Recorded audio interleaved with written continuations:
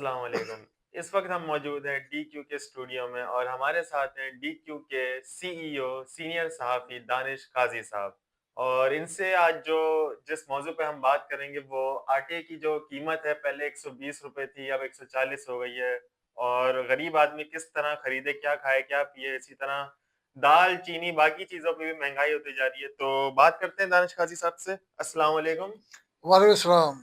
دانش قاضی صاحب، یہ رمضان قریب آ رہا ہے اور آٹے کی قیمت پہلے 120 روپے کلو تھی، اب 140 ہو گئی ہے۔ غریب آدمی کیا کھائے، رمضان قریب ہے، کیا کھائے کیا پیے، کیسے سروائیو کرے؟ دیکھیں بالکل آپ صحیح کہہ رہے ہیں، آٹے کی قیمت دن پہ دن بڑھتی جا رہی ہے۔ اب یہ چیزیں ایسی ہیں جو ہر انسان کی، چاہے غریب ہو چاہے امیر ہو، سب کی ضرورت ہے، لیکن امیر کو فرق نہیں پڑتا، غریب کو بیچارے کو 10 روپے بھی بڑھیں تو فرق پڑ جاتا ہے۔ اب جیسے جیسے رمضان آ رہا ہے، آپ کو پتہ ہے کہ رمضانوں میں ہر چیز کو دگنی کر دیں گے۔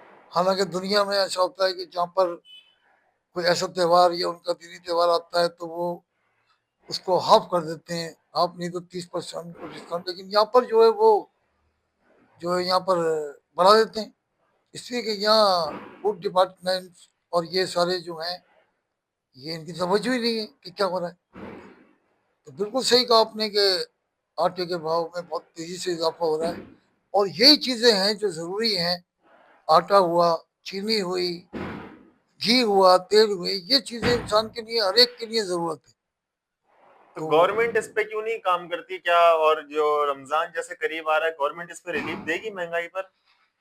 دیکھیں ابھی رمضان شروع ہوں گے، آپ کو سارے لوگوں کا وہ آئے گا کہ اپنا چلان کیے جا رہے ہیں، یہ کیا جا رہا ہے، سب کچھ ہوگا، لسٹیں ہوں گی، لیکن لسٹیں تو نیچے رکھ دیتے ہیں، پلاسٹک کے نیچے، اپنی مرضی سے بیچتے ہیں۔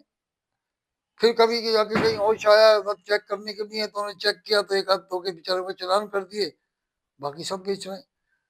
تو دیکھیں ہر چیز جب تک کنٹرول نہیں ہوگا نا، جب تک حکومت سیریسلی طریقے سے کنٹرول نہیں کرے گی، قانون کو لاگو نہیں کرے گی، قانون کو لاگو کرے گی، تو یہ ساری سب چیزیں جو ہے نا یہ سب سچ ہوں گی۔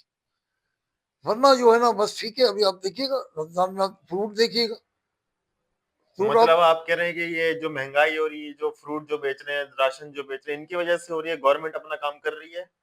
نہیں نا، دیکھیں نا میری بات سنیں، ایک مثال ہے کہ فروٹ منڈی ہے، سبزی منڈی ہے، یا آٹے کے وہ جو ہیں، دیکھیں نا ہمارے ملک زرخیز ہے، گندم کی پیداوار ہے، سب کچھ ہے، ساری کچھ ہے، لیکن پھر بھی اتنی مہنگائی ہے، تو اس کی کوئی تو وجہ ہے نا۔ وجہ یہی ہے کہ ساری چیزیں باہر جاتی ہیں۔ جب ہمارے پہلے تو ہم اپنے ملک کی اپنا اس کو پورا کریں نا، پھر بعد میں کہیں اور بھیجیں، ٹھیک ہے کریں، لیکن کیا کہہ سکتے ہیں۔ تو لہٰذا میں تو یہی کہوں گا اپنا ابراہیم صاحب کے خدا کے واسطے، بس یہ رمضان آ رہے ہیں اور رمضانوں میں ریلیف دی جائے، گورنمنٹ کی طرف سے بھی دی جائے، اور مطلب جو مالکان ہیں، چکی مالکان ہیں، یہ ہیں، وہ بھی کچھ خیال کریں۔